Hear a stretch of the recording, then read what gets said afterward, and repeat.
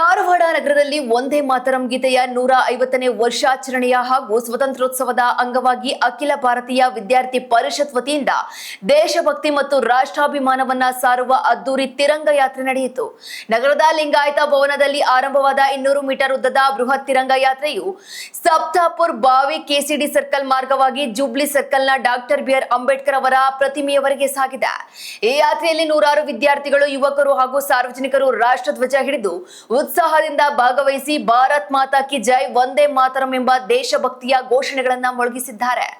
ಅಂಬೇಡ್ಕರ್ ಪ್ರತಿಮೆಗೆ ಪೌರ ಕಾರ್ಮಿಕರ ಮೂಲಕ ಪುಷ್ಪಾರ್ಚನೆ ಸಲ್ಲಿಸಿ ಗೌರವ ನಮನ ಅರ್ಪಿಸಲಾಯಿತು.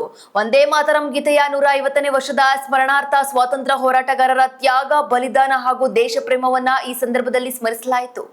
ಈ ಕುರಿತು ಮಾತನಾಡಿರುವ ಎಬಿವಿಪಿ ಕರ್ನಾಟಕ ಉತ್ತರ ಪ್ರಾಂತ ಉಪಾಧ್ಯಕ್ಷರಾದ ಡಾಕ್ಟರ್ ಆನಂದ್ ಹೊಸೂರು, ಯುವಜನರಲ್ಲಿ ದೇಶಭಕ್ತಿ, ರಾಷ್ಟ್ರೀಯ ಏಕತೆ ಮತ್ತು ರಾಷ್ಟ್ರದ ಬಗ್ಗೆ ಜವಾಬ್ದಾರಿಯ ಭಾವನೆ ಬೆಳೆಸುವ ಉದ್ದೇಶದಿಂದ ಈ 200 ಮೀಟರ್ ಉದ್ದದ ತಿರಂಗ ಯಾತ್ರೆಯನ್ನ ಆಯೋಜಿಸಿದ್ದೇವೆ ಎಂದು ತಿಳಿಸಿದ್ದಾರೆ.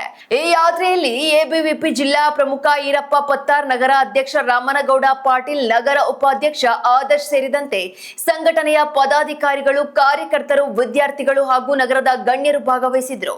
ಧಾರವಾಡ ನಗರದಲ್ಲಿ ನಡೆದ ಈ ಬೃಹತ್ ತಿರಂಗ ಯಾತ್ರೆ ದೇಶದ ಏಕತೆ, ಅಖಂಡತೆ ಹಾಗೂ ರಾಷ್ಟ್ರಾಭಿಮಾನದ ಸಂದೇಶವನ್ನ ಜನರಿಗೆ ಸಾರುವ ಮೂಲಕ ವಿಶೇಷ ಗಮನ ಸೆಳೆಯಿತು. ಒಟ್ಟಾರೆ 200 ಮೀಟರ್ ಉದ್ದದ ತಿರಂಗ ಯಾತ್ರೆ ಧಾರವಾಡದಲ್ಲಿ ದೇಶಭಕ್ತಿಯ ವಾತಾವರಣ ನಿರ್ಮಿಸಿ ಸ್ವಾತಂತ್ರ್ಯೋತ್ಸವದ ಸಂಭ್ರಮವನ್ನ ಮತ್ತಷ್ಟು ಹೆಚ್ಚಿಸಿದೆ.